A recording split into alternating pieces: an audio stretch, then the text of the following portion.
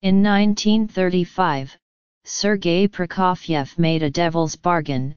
He moved to the Soviet Union, chasing a lucrative offer to write any opera or ballet he wanted and an opportunity to take command of the country's music scene. He chose to compose a Romeo and Juliet ballet, which led to one of the most beloved dance works in the repertory and a series of famous orchestral suites.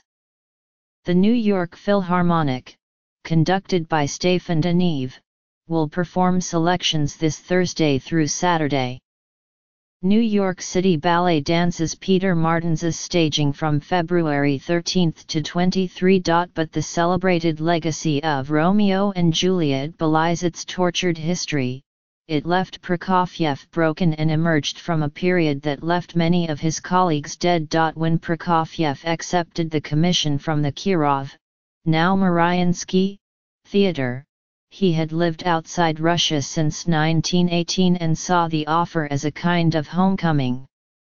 It could also be his moment to dethrone Shostakovich following the disastrous premiere of his opera Lady Macbeth of Mtsensk, which was mocked by Stalin and denounced in the communist newspaper Pravda. With friends, Prokofiev came up with the idea for a ballet adaptation of Shakespeare, after considering Tristan und Isolde, but deciding he couldn't contend with Wagner, and Pelléas et Melisande, feeling the same about Debussy. Then he spent a summer at the artist's retreat Pole Novo, writing a complete annotated piano score in just 4 months. This ballet was conceived in Paradise. Simon Morrison, a music professor at Princeton University and the author of The People's Artist, Prokofiev's Soviet Years, said in an interview. Prokofiev was about to create this astonishing diversity of music from his own imagination. Still, the ballet was idiosyncratic to a fault. In its original form, it included a Victory Day parade plopped in the middle of the plot. And the divertissements, a parade of showcase dances that are a staple of classical ballet, were inserted right after Juliet takes the potion, the worst possible moment, Mr. Morrison said.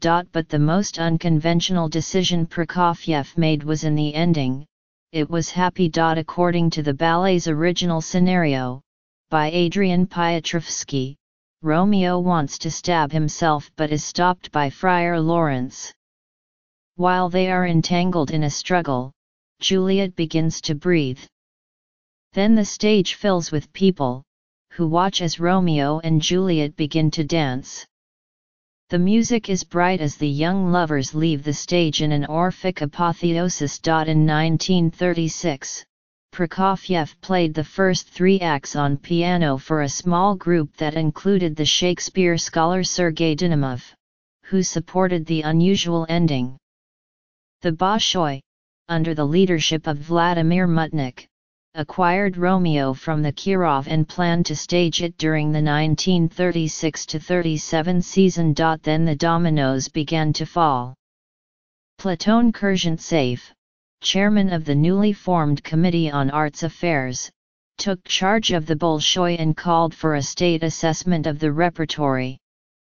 Romeo was postponed, and Mutnik was arrested as part of Stalin's Great Purge, in which more than 1 million people were detained and at least 600,000 were executed. Among the victims were Piotrowski and Dynamov. With this increasingly paranoid cultural edifice, anything associated with Mutnik was inevitably tainted, Mr. Morrison said. So this ballet project was essentially doomed. When Romeo finally made its way to the Russian stage, it was back at the Kirov, as part of its 1939-40 season. But the orchestration had been heavily altered, new instruments, and Debussy lines added to the violin parts, and the ending was rewritten to be tragic, a tradition that continues with most stagings today. Whole numbers were excised, though Prokofiev was able to salvage some of the divertissements elsewhere in the score. And he repurposed a scherzo passage in his Fifth Symphony, written during World War II. Some of the changes were made without Prokofiev's permission. When he was involved, it was with reluctance. The creative tumult of that period was absolutely staggering, Mr. Morrison said. People in his apartment building were disappearing, he couldn't leave and his ballet was effectively censored.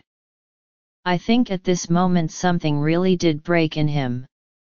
It was clear to Prokofiev that his return to Russia had been a colossal mistake.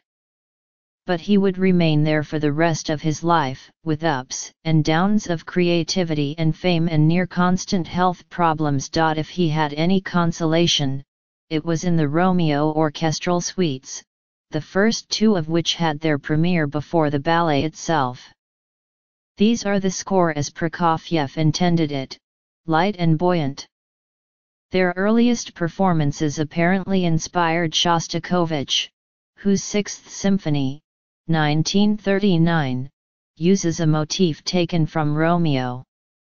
Listen to the first four notes of Prokofiev's score. They appear in various forms throughout the first movement of Shostakovich's symphony. The suites, which are structured more like symphonies than tone poems, can be unsatisfying for conductors, including Mr. Deneve, who like many others has made his own suite by rearranging Prokofiev's music to tell the ballet's story. I wish I could call Prokofiev and ask him what is the exact purpose of his three suites, Mr. Deneve said in an interview.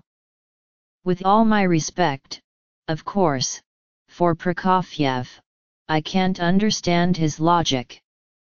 But Mr. Morrison argues that Prokofiev's suites, while unusual, do capture a happier time, that halcyon summer in Pole Novo, a gorgeous moment when he was going to get his ballet staged, he was going to be number one, and he could serve his muse as he wanted. It's still in the notes, he added.